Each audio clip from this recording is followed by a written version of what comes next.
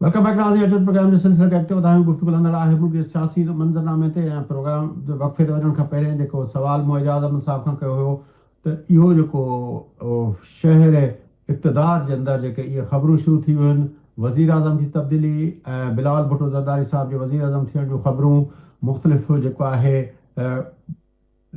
जेके तजिज़िये निगार आहिनि जेके पंडित आहिनि सियासी पंडित उहे जेको आहे पंहिंजे तबसरनि में किथे न किथे को जुमिलो को ॻाल्हि को इन तरह जो माना ख़ेज़ गुफ़्तगू कनि पिया हक़ीक़त छा आहे ऐं उनमें केतिरी गहराई आहे ऐं उनजा ॻाल्हि जे इम्काननि जे पुठियां महरकात कहिड़ा आहिनि उन ते गुफ़्तगू कयूं था एजाज़ अहमद साहब खां उहो सुवाल पुछूं था ताकि उनजो तफ़सीली जवाब अचे तो पोइ साॻी हिसाब से उनजो तबसरो वठूं था जी एजाज़ अहमद साहब जी। तो असल में अगर हम अपने माजी को देखें तो जो हमारे पॉलिटिकल एग्रीमेंट्स होते रहे हैं उनमें बहुत सारी चीजें खुफिया रखी जाती रही हैं। जैसे ज्यादा पुरानी बात नहीं है, जब डॉक्टर मालिक वज़ीर आला बने थे तो कुछ अर्से के बाद फिर ये अफवाहें आना शुरू हुई कि डॉक्टर मालिक 2.5 साल के वज़ीर आला है।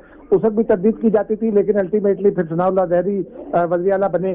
तो अब भी एक ऐसी सूरत दिखाई देती है, जब ये मुआहदा हुआ था तो उस वक्त भी ये हल्की फुल्की बात सामने आई थी, लेकिन अब वो ज्यादा शिद्दत से इस्लामाबाद के मुख्तलिफ ड्राइंग रूम्स में जो इंपॉर्टेंट ड्राइंग रूम्स हैं वहाँ ये डिस्कस हो रही है। और मुझे ये लगता है कि इसमें आगे चलकर संजीदगी पैदा होगी, क्योंकि इस वक्त 2-3 सिनेरियो सामने हैं हमारे। एक बात तो ये कि लोगों को साथ लेकर चलने की जो सलाहियत पीपल्स पार्टी में है, आसिफ जरदारी में है या बिलावल में है, वो शायद नून लीग में नहीं है। दूसरा, नून लीग के पास नेगोशिएटर्स उतने अच्छे नहीं है जितने पाकिस्तान पीपल्स पार्टी के पास हैं। तो और तीसरा या आपका एक इंटरनेशनल सूरत हाल है। अब अगर तो जो बाइडन की हुकूमत कंटिन्यू करती तो फिर नून लीग के लिए आसान था कि वो अमेरिका में अपनी लॉबी कर लेती, क्योंकि जो बाइडन के करीब के जो लोग हैं उनमें नवाज शरीफ के लोगों का काफी असर है। लेकिन अब वहां आ गए हैं सब वो तो जरदारी साहब ने भी कहा था कि बाइडन उनके दोस्त है। जब नो कॉन्फ्रेंस जी जरदारी साहब ने भी कहा था, जरदारी साहब की ये बयान स्टेटमेंट रिकॉर्ड पर है जिसमें उसने कहा था कि बाइडन उनके दोस्त हैं। जी, लेकिन जरदारी साहब ने कमाल ये किया है कि जरदारी साहब ने पिछला भी जो इलेक्शन हुआ था और अभी जो रिसेंट इलेक्शन हुआ उसमें पाकिस्तान पीपल्स पार्टी के जो वाबस्तगान हैं या जो हमदर्दान हैं अमेरिका में, उन्होंने दोनों पार्टी में के लिए फंडिंग की थी, ताकि वक्त पड़ने पर दूसरी पार्टी अगर बाइडन आ जाते हैं तो उनके साथ राब्ता किया जा सके, अगर ट्रंप आ जाते हैं तो उनके साथ राब्ता किया जा सके। फिर लेसर इवल के तौर पर पाकिस्तान पीपल्स पार्टी बानी पीटीआई और पीटीआई को भी कबूल है। उसके पीटीआई के बहुत बड़े बड़े रहनुमा ये बात कर चुके हैं कि पीपल्स पार्टी काबिल कबूल है। तो इंटरनल जो हमारी डायनामिक्स है, पॉलिटिकल डायनामिक्स, उनमें एक इंटरनेशनल तासुरियत देने के लिए पॉलिटिकल इस्तेकाम की तरफ जा रही है। ये चेंज ऑन कार्ड जरूर है, लेकिन मेरे नजदीक ये हुनूर दिल्ली दूरस्त वाली बात है। अगर ये हुआ भी तो कम से कम 1 साल लगेगा। वाह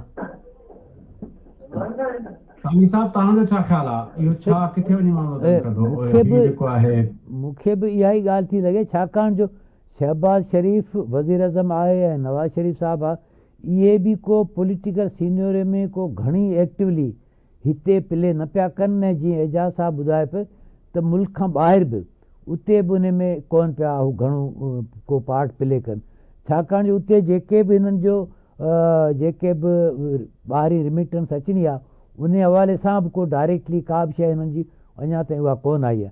तंहिंजे करे हीअ त चवंदा आहिनि त भई ॻाल्हि असीं खुटाए वेठा आहियूं, थका वेठा आहियूं, इन टाइप जो लॻे थो। उहो वरी जॾहिं आइनी तरमीम थी पए तॾहिं बि उहो थी पए।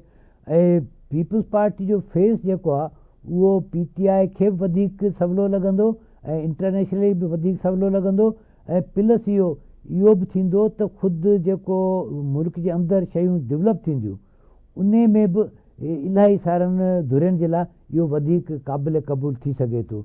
बल्कि कुझु ॾींहं अॻे त इहा मुहिम हली पए जंहिंमें फैसल वाडवा इन्हनि सॼो MQM वारनि सां बि ॻाल्हियूं कयूं, ॿियनि हंधनि ते बि ॻाल्हियूं कयूं, त उहो हिकिड़ो मुंहिंजे ख़्याल में हिकिड़ो तब्दीली जी हवा जहिड़ो की लॻण वारी आहे। बाक़ी एजाज़ वारी ॻाल्हि सही आहे त दिल्ली दूरस्त, पर ॻाल्हि इहा आहे त अॼुकल्ह त फ़ासिला जल्दी बि थी सघंदा आहिनि। हाणे ॾिसिजे त उन में नवाज़ शरीफ़ ऐं PMLN किथे थी बीहे, छो त इहो त पोइ वञी थींदो 3 मुख्य पार्टियुनि जी हुकूमत, ऐं उहो पॉलिटिकल स्टेबिलिटी आहे। जेकॾहिं उन तरफ़ वञे थी त सुठी ॻाल्हि आहे। उहो कीअं इन PMLN खे क़ाबिल क़बूल थींदो, उहा ॻाल्हि इम्पॉर्टेंट थींदी, अहम सुवाल उहो थींदो। न पर हिन सॼे मामले में जेको इहो थिए पियो, हिकिड़ो त वक़्तु जेको आहे उहो तमामु थोरो थियो आहे PMLN जी हुकूमत खे। ऐं ॿी ॻाल्हि इहा आहे त मिसाल तौरु जेको जेको इन ॻाल्हि खे जेकॾहिं ॾिसजे, हिकिड़ो त जेका एजाज़ अहमद साहब जीअं चयो त जेको हिन वक़्तु मुल्क जे अंदरि जेको बहरान आहे या जेको हिकिड़ो डेडलॉक आहे उहो आहे PTI सां, ऐं PTI जे लाइ PMLN जी भेट में पीपल्स पार्टी शायदि वधीक अकोमोडेटिव हूंदी, छाकाणि पीपल्स पार्टी मजमूई तौर ते बि सियासी मामलनि में जेको पीपल्स पार्टी जो रवैयो रहियो आहे उहो काफ़ी अकोमोडेटिव रहियो आहे, स्पेस ॾेई हलंदड़ पार्टी रही आहे। ऐं हुन 2008 खां वठी इहो मुसलसल इहो शो कयो आहे त हू मामलनि ते जेको आहे पॉलिटिकल कंसेंसस ठाहिण में, मुखालफ़नि खे पंहिंजो वेझो आणण में उनमें काफ़ी किरदारु अदा कयो। हींअर ॾिसो 26 तरमीम जे भेरे बि तुंहिंजो वज़ीर आज़म शहबाज शरीफ़ हुयो, नून लीग जो हुयो, पर उनमें लीड रोल जेको 26 तरमीम जे बारे में अदा कयो वो पाकिस्तान पीपल्स पार्टी जे चेयरमैन बिलावल भुट्टो ज़रदारी साहब कयो, फज़लुर रहमान साहब खां वठी ॿियनि धुरियुनि ताईं पहुचण, उन्हनि खे क़ाइल करणु, उन्हनि खे कन्विंस करणु ऐं उन्हनि खे हिकिड़े पेज ते वठी अचणु।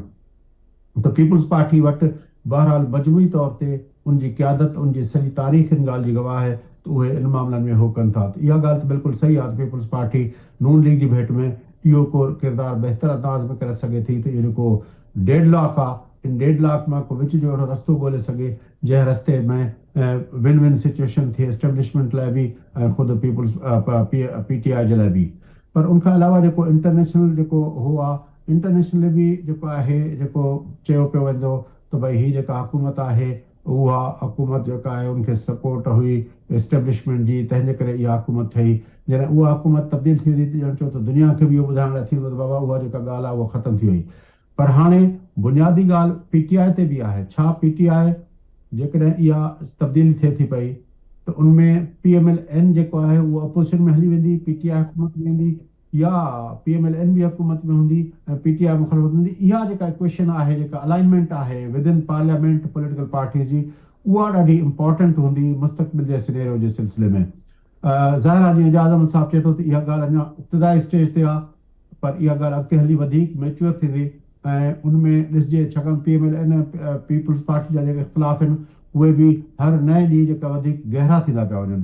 तंहिं करे बि उहो नज़र अचे पियो त इहो शायदि मामला अॻिते हली को नओं रुख़ वठनि, पर उनमें सभ खां वरी बि रोल जेको आहे उहो PTI जो बणिजंदो त PTI पंहिंजी जेका आहे जेका होड़ आहे, जेका ज़िद आहे बानीअ PTI जी, उन तां लही जेकॾहिं को नए हिकिड़े उनमें वञे थी पई त पोइ मुंहिंजे ख़्याल में शयूं जेको आहे अॻिते वधी सघनि थियूं। बहरहाल प्रोग्राम जो वक़्तु पूरो थिए थो। सोहेल सांगी साहब तव्हांजी वॾी महिरबानी, एजाज़ अहमद साहब आपकी बड़ी महिरबानी। नाज़रीन प्रोग्राम जो वक़्तु पूरो थिए थो। पंहिंजे मेज़बान फयाज़ नाइच, असांजे ॿिन्ही पॉलिटिकल एनालिस्ट साईं सोहेल सांगी साहब ऐं साईं एजाज़ अहमद साहब खे इजाज़त सदाईं।